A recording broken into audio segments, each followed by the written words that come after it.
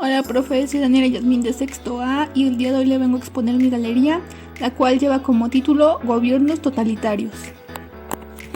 Comencemos por el fascismo. Surge en Italia en 1919. Fue creado por Benito Mussolini. En 1921 se consolida como partido. Obtuvo el apoyo de la clase media. Es un movimiento político que nació en el periodo de entreguerras. Es una ideología de carácter totalitario. La primera característica del fascismo es el totalitarismo, es decir, la construcción del Estado es el gran objetivo de la sociedad y está por encima de los derechos de los ciudadanos. Rechazó a la democracia, culpable de no haber sido capaz de evitar la guerra y la crisis económica. Era un movimiento de masas que buscaba anular cualquier tipo de individualidad. Otro de sus rasgos fue la simbología militar que exhibía y que terminó por impregnar la vida política y social. También tenían la asistencia de un líder carismático, que dirigía el partido y a cuya personalidad se rendía culto. También supieron combinar la propaganda y el terror. Bien, ahora vamos con el estalinismo. Josip Stalin fue un dirigente soviético que gobernó la Unión de las Repúblicas Soviéticas Socialistas, de 1929 hasta su fallecimiento en 1953. Al precio de una represión sanguinaria e inmensos sacrificios impuestos a la población, Stalin logró convertir la lucha semifeudal en una potencia económica y militar capaz de contribuir decisivamente a la victoria alea en la Segunda Guerra Mundial. Cuando Stalin subió al poder, desarrolló una contrarrevolución. Algunas características de esta contrarrevolución fueron terrorismo político incesante, omnipresente y casi omnipotente, explotación de trabajadores mediante un capitalismo de Estado dirigido por el partido que militarizó el trabajo. Stalin también aportó una gran modernización tecnológica a Rusia, lo que hizo que ésta fuera una de las principales potencias mundiales después de la Segunda Guerra Mundial. Además de esto, el sistema stalinista se caracteriza por la antirrevolucionismo absoluto, deportaciones en masa de elementos considerados reaccionarios por el partido eje central de toda política en el Estado, la instalación de aparatos burocráticos vinculados a la jerarquía de un partido comunista, identificado con el nazismo y el leninismo. Ahora vamos con el nazismo. Doctrina política e ideología de carácter totalitario, nacionalista y expansionista, además de racistas y antisemita, fue impulsada en Alemania por Adolf Hitler, después de la Primera Guerra Mundial. Para entender el ascenso del nazismo hay que entender la excesiva dureza del Tratado de Versalles, por el que Alemania era el único culpable de la Primera Guerra Mundial. En 1920 Hitler ingresó en el Partido Obrero Alemán. Su programa de 25 puntos contenía todos los objetivos del nacionalismo: rearme militar, antisemitismo, xenofobia y racismo, antiparlamentarismo y antimarxismo. En 1921 Hitler ya era jefe del partido nazi y comenzó un cambio de estrategia para llegar al poder, mediante el control de la calle a través de la violencia. Para ello disponía de la SA, que se encargaban de reprimir los comunistas y socialistas. En 1923 Hitler se lanzó al poder, sin embargo el golpe de estado que dio fue desbaratado y Hitler fue encarcelado. En la cárcel concluyó su forma de subir al poder y fue a través de votaciones. Hitler estuvo preparando para ocupar el cargo de canciller. El 30 de enero de 1933 puso en marcha una política de destrucción de la democracia. Los principales ideólogos del partido mostraron una fe ciega en Hitler, en quien ven encarnado todas las cualidades. La esvástica era el símbolo del nazismo. La propaganda y el terror fue el modo con el que el nazismo conquistó la voluntad del pueblo alemán. La noche de los cuchillos largos, donde fue asesinado los miembros de la SS y asesinaron a los principales dirigentes de la SA. Tras la muerte del presidente von Hindenburg, Hitler asumió todo el poder de Alemania. Responsabilizaba de las malas condiciones de vida de Alemania a los judíos, los comunistas y al Tratado de Versalles. El nazismo tenía dos objetivos. 1.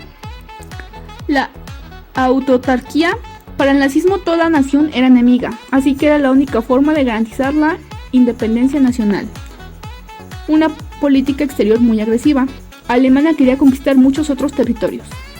El nazismo se concentra como una ideología totalitaria de tipo fascista, en la medida en que se caracteriza por dar una importancia central y absoluta al Estado a partir del cual se debe organizar toda actividad nacional.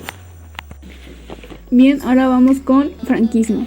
La ideología política y movimiento social que sirvió de apoyo y sustento al régimen dictatorial surgido en España durante la Guerra Civil entre 1936 y 1939 y que, liderado por el general Francisco Franco, prevaleció hasta su muerte en 1975. Objetivos: el aniquilamiento del llamado enemigo interior, la modificación a favor de las clases dominantes de la distribución de la renta, la búsqueda de legitimación y de ayudas exteriores, la búsqueda de una base de masas. Las bases del régimen fueron, entre otras, el nacionalismo español, el catolicismo y el anticomunismo, que sirvieron de apoyo en un régimen de dictadura militar autoritaria, que se autoproclamó como democracia orgánica, en oposición a la democracia parlamentaria. El sistema político se basó en la dictadura del partido único, el movimiento nacional, heredero de la FED y de las Jones. Luchas. Con la ayuda de los fascistas italianos y los nazis alemanes para derrotar al ejército republicano en la guerra civil iniciada en 1936 e instaurar un régimen dictatorial que duró 36 años y que al principio contó con el apoyo de los falangistas de cuño fascista.